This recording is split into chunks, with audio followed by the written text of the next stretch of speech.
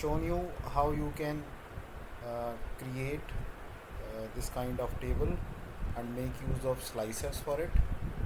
Now what I have done, I have chosen the entire India related state and cities and pasted them in the subsequent sheet. I named it as India, and over here I have, because the country is same India, so what I have done, I have taken the filtration slicers for state and city, and I have dragged this particular chart maps. Now once you drag it down, it automatically maps itself with the you can say selected particular slicers you have taken.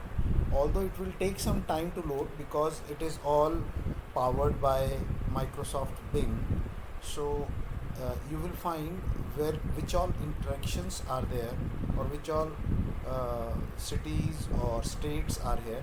Those particular transactions are being showcased and highlighted over here, and it is also saying that it has done this particular thing with almost you can say 77% of the accuracy. It has showcased it. Now if I look forward, suppose I want to go for Itawa.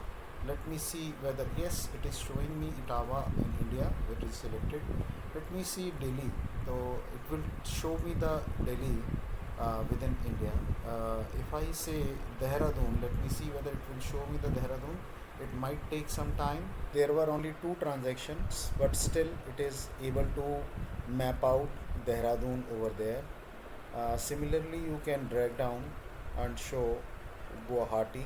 So it will take some time and show you because number of transactions are more, and Guwahati will also be mapped down from the Indian map which I have shown you earlier.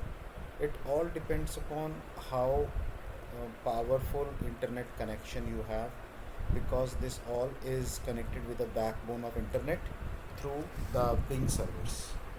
So I believe I have showcased to you multiple things. um, Let me go back and see whether Dehradun is still in the buffer. Yes, it is there. Delhi is still in the buffer. Let me check once again.